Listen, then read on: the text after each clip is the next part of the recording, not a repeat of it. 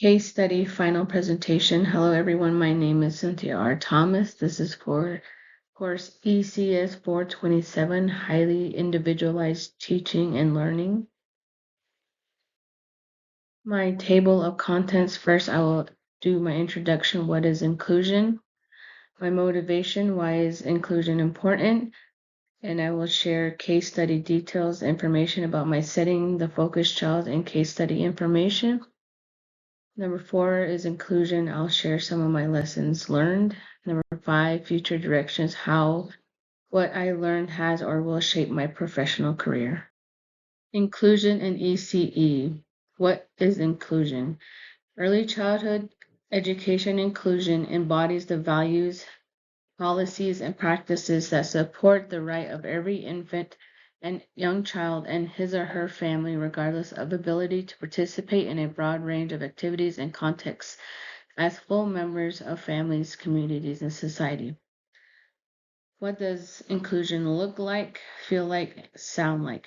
Inclusion in the classroom provides a safe and welcoming setting, is respectful and accepting of all children and families, uses encouraging, clear, calm, and supportive language.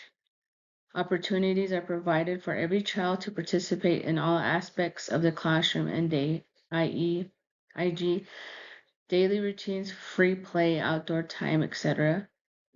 Space and furniture is set up so that all children with or without disabilities have access to all areas of the classroom and materials. Motivation. Why inclusion should be important. As early childhood educators, we know that children learn in different ways and at different rates. Inclusion in ECE is important because curriculum modifications can be implemented to support the uniqueness of all children with or without disabilities, such as altering the physical, social, and temporal environments to promote participation, engagement, and learning. Inclusion promotes participation, positive relationships, engaging interactions between peers, teachers, and family members. To meet and support needs of children with disabilities, educators assess and observe the current skill level of children to be able to design specialized planning and intentional teaching, apply appropriate teaching strategies, make modifications to ensure that children with or without disabilities are making progress towards achieving their goals. So my child or case study took place in a child care facility in a preschool classroom. I am currently a preschool teacher at Sunrise Preschools. I work with older 3-year-olds and younger 4-year-old preschool children. For this case study, I focus on a 4-year-old child. The number of enrolled children in my classroom is 13. My focus child. Some of his strengths are he likes to be a helper. He speaks in 4 or more word sentences. He can answer simple questions. He can tell you about past events that happened at home and at school. He can follow some classroom rules. He can engage in conversation with peers and teachers. Some of his needs are social support, such as asking to play with peers, like, for example, can I play with blank or can I have a turn? The ability to change his behavior based on situations. Um, Speaking clearly, support with hand-eye coordination while using scissors, fine motor skills, and identifying emotions and support with self-regulation skills. Environmental support. Some of these that I come to find that would help my focused child. So beginning with visual support such as visual cue cards that represent my turn, your turn, wait your turn, or can I please have a turn phrases. Visual classroom rules chart posted in circle time.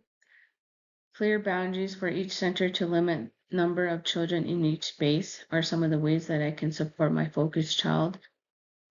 For social supports, using the buddy system for small group activities that involve cutting with scissors or sharing, turn taking with materials, planning more cooperative small group activities with self-motivated peers This would work perfectly for my focus child because I do have some kids in my classroom who are a little bit more mature and more advanced with their social skills and emotional skills. So this would be a nice thing for my focus child. Temporal, using visual classroom routine schedules, which I do already implement into my classroom for all my children. Having the focus child spend small amount of time on engaging with peers to practice sharing, turn taking skills, or cutting with scissors, then gradually increasing the time. Using a timer to indicate when it will be the focus child's turn during free play or outside play. Curriculum modifications for adult support, using and modeling positive verbal cues such as "Can I please have a turn" while joining the child in play. Visual cues to support the understanding of waiting his turn or using words, positive words such as "It's your turn, then mine" while interacting with peers. Peer support, pairing with a child who has strengths in taking turns sharing and using scissors. Sitting child next to another peer that can model cutting with scissors or how to share, take turns during an activity or free play. Invisible support, implemented throughout my focus child's daily routines, transitions, mealtimes, and activities. Implemented in natural and intentional ways, such as using language-rich environments, such as the use of books to help identify and label feelings. Observing and modeling appropriate words and actions, such as "Mason, I see that you are upset," helping him identify how he's feeling, or "Mason, when Peter is done with this toy, it can be your turn." So the three big goals that I had for my focus child. My first goal was by August, Mason will be able to share and take turns with materials with peers for at least 5 or more minutes. My second goal was by August, Mason will be able to label 3 or more emotions with minimal adult support. My third goal, by August, Mason will be able to cut a straight line on paper with scissors. So out of my three goals, the one goal that I wanted to focus on with my focus child and break it down into 3 smaller steps is by August, Mason will be able to share and take turns with materials with peers for at least 5 or more minutes. His current level of functioning, Mason will yell "mine" when his peers play with a toy he wants and will follow them while trying to take the toy away. My first step, with teacher support, Mason will practice taking turns with peers in short time frames. The teacher will model verbal phrases such as "Can I have a turn?", "My turn," or "Your turn."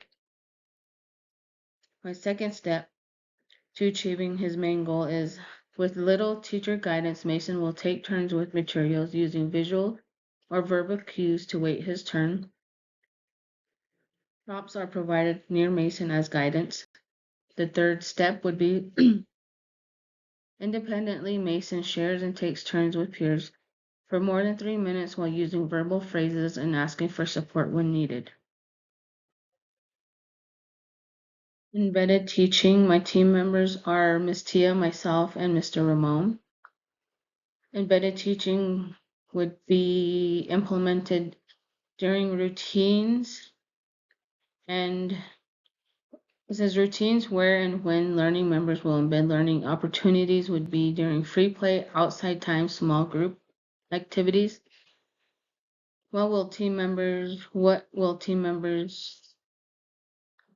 going to do, say, and how we will provide assistance for the focused child? We will provide support through visual and verbal cues to help the child learn to use appropriate words. Use controlling prompts to support his understanding for sharing and turn taking with peers and thinking of solutions to conflicts. such as during free play when he becomes upset because another child took his toy. This is where we can help him to figure out what words he can use and a solution to the conflict. Visual cues representing phrases such as my turn or your turn. Modeling those phrases during free play, outside time, and small group activities. Placing visual cues supports within reach of the focused child. So in times there are no adult support, the child can resort to the visual cues to help him in conflicts or to find his words. Lessons learned. Through this course, one thing that was difficult was the screening and referral process. It was challenging to put myself in that position to explain the purpose of the screening and referral process to a parent regarding a possible disability or learning delay with their child. One thing that I wish I could have done was taking more time to become acknowledgeable with family-centered practices, such as having those difficult conversations about their child's development and how to start the process with families to get the support they and their child need. As an early childhood educator, I always want to improve myself as an individual and as an educator for my students. Throughout my career, I have learned so much and continue to do so. Some ways I could extend my learning is by taking and attending workshops, trainings, and reading books, articles, journals to expand my expertise and to be the best I can be for the children in my classroom and their families. Future learning, some of the things that has shaped my professional career as an early childhood educator that I've learned through this course is no goal is too big for a child to accomplish. Breaking down goals into smaller steps can make teaching and learning easier and more manageable. In my professional development, I will incorporate families more with their child's development. I am acknowledgeable on how I can make curriculum modifications for the children in my care so that they are able to participate, engage, and learn more. I can ensure that I provide all children with a learning environment that is welcoming, respects their family backgrounds, provides learning opportunities of all children, regardless of their abilities, and supports their uniqueness so that they are successful. I have several ways to show progress for children's learning. Collaboration is a key component to supporting children's growth and to meet the needs of the child and their families.